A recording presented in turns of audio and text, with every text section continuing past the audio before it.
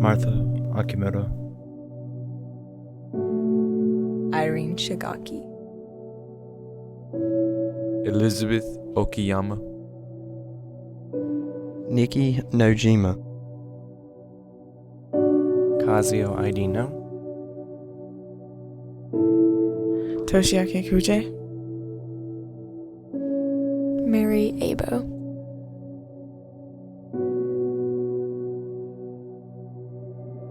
So I received an invitation from National Geographic to apply to the Explorer Educator program. I read through the different listings, and Haruka stood out to me. And so I felt like that we were a good fit for her, but also I thought that what she is doing with the Camps That America Built, which is her project to explore and share news about the Japanese concentration camps in the United States. I thought that that information about Japanese Americans, especially who were put in the camps, was not something that was my strong suit. And I do talk about it in class, but I spent roughly a half of a class period on it. They knew there was a World War II, and they knew who we fought in World War II. But they had no idea that there were concentration camps in the United States. It's been really interesting for them to just grapple with, how could we do this to people?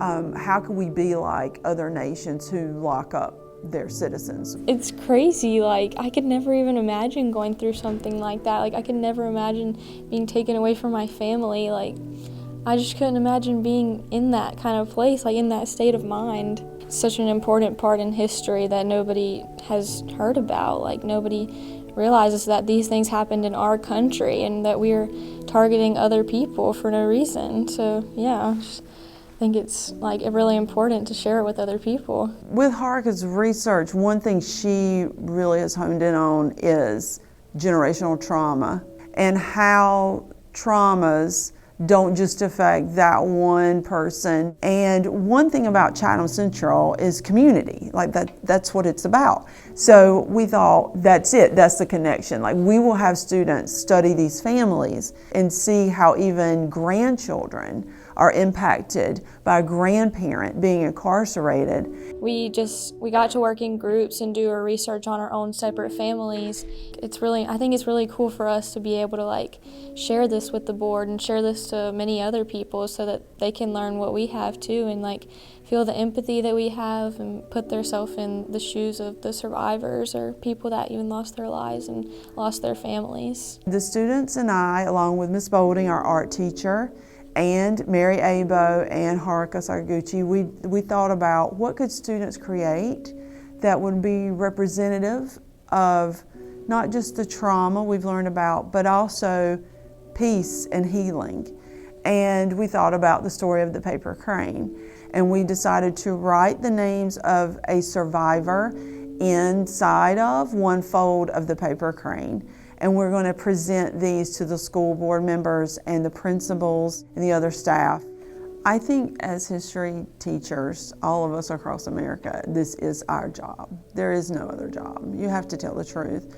And sometimes truth makes all of us uncomfortable, but I think it's so critically important we give students these skills. We give them the truth and they work it out themselves. They question, they research more. All she tells us truth in that classroom. She will tell us everything that we need to know. And part of her was just like, I want to tell you this because I feel like it is important, and it is, because the more I learn about this, the more I learn to be sympathetic with literally everybody else, because why are we doing this to each other in the first place? The idea that the discrimination went that far is just appalling to me. And every time there's like an assignment where she's like, why do you think we should learn this? I'm like, so we can be better.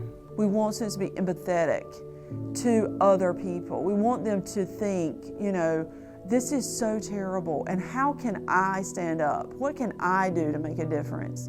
And us telling the story is our way of showing that empathy, that we could never truly understand what these survivors went through, but we want to try to tell that story as accurately as we can so that things like this never happen again.